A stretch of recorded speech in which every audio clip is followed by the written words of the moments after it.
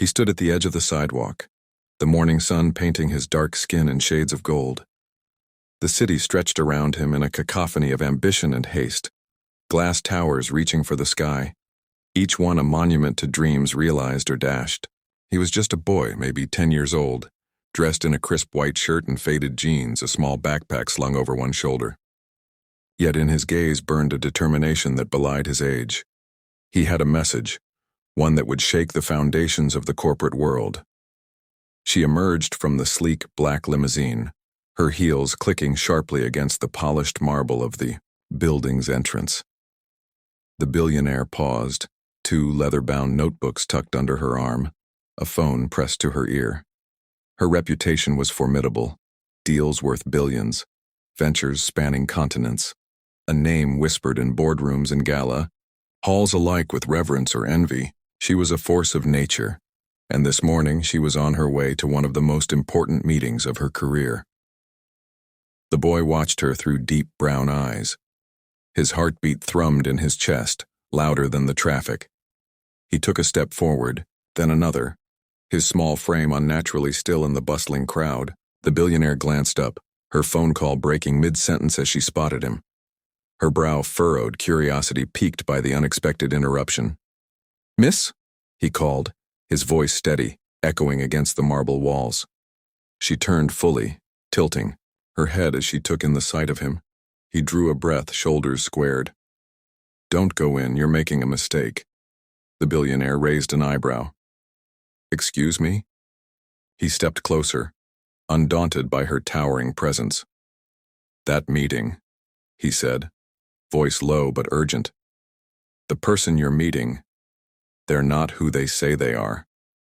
She crossed her arms, skepticism ruling her expression. "And who are you?" He hesitated only a moment. "Someone who knows the truth."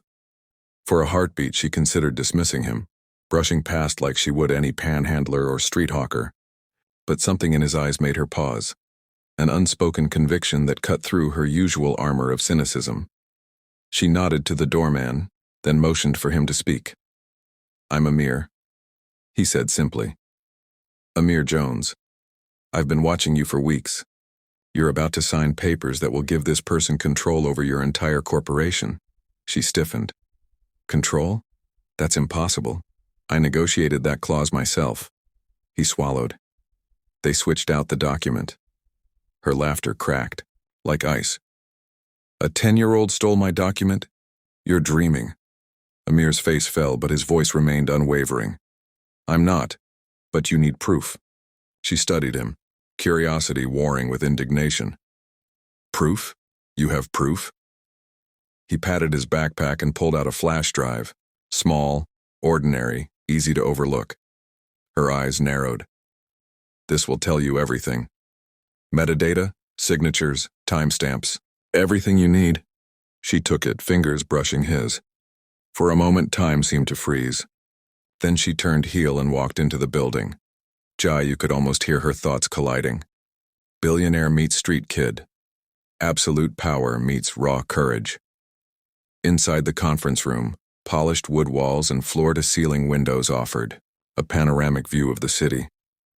The table was set for 6, 3 on her side, 3 on his.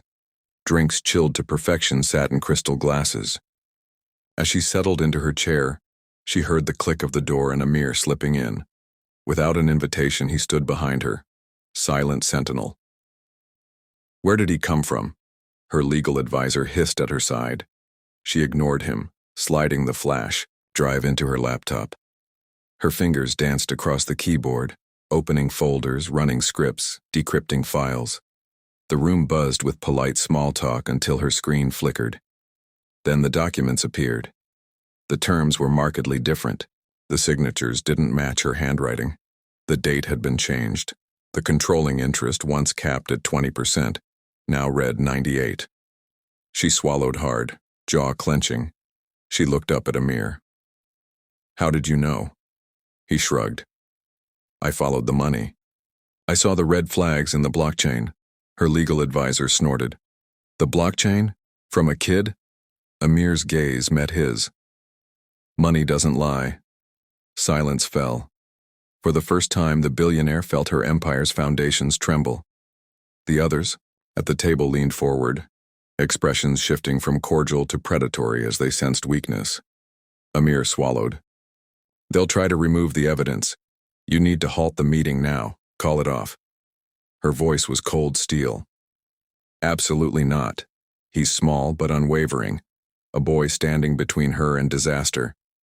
If you proceed, you'll hand over everything. She exhaled slowly. Fine. I'm calling off the deal. She stood, footfalls crisp on the polished floor. Papers shook in startled hands as she swept them off the table. The room erupted into protest. Madam CEO, you can't do this now. She flicked her gaze to the door where security loomed, then back to Amir. Thank you. His chest heaved, nerves and relief warring in his expression. She lifted a hand. Everyone out. One by one they filed past her, muttering threats masked as warnings. She watched until the last one exited, then turned to Amir. Looked small in the empty room. What happens now? She closed her laptop, the flash drive still in the port. Now we find out who's behind this. Amir nodded. I know where to start. They walked out together, an unlikely alliance formed. Down the marble corridor, she called her chief of security. Freeze all transactions. Full audit. No one is to leave the building without my permission. Understood? Yes, ma'am. She hung up and smiled at Amir. Looks like you'll be joining our team. His eyes widened. Me? She nodded. You saved me millions today. Whatever skill you have, I want it. He grinned, disbelief and pride mingling. I won't let you down. She extended her hand. Amir, welcome aboard. In that moment, a lesson more valuable than any boardroom presentation took root. Brilliance can come from the most unexpected places, and courage knows no age. Their partnership would go on to uncover a network of fraud that spanned continents, protect the livelihoods of thousands of employees, and reshape corporate governance forever. And it all started with a black boy who dared to warn a billionaire. Weeks later, in her sprawling office atop the tallest tower, the billionaire looked out over the city. On her desk lay a framed photo of Amir and herself, grinning like old friends.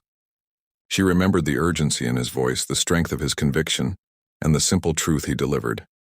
No headings, no brackets, no limits except the sky itself. This is the story of how a black boy saved a billionaire and changed the world. It is a reminder that heroes do not always wear suits, that wisdom is not confined to corner offices, and that sometimes the smallest voice carries the loudest message. And if you listen, even for a moment, you might just change the course of history yourself.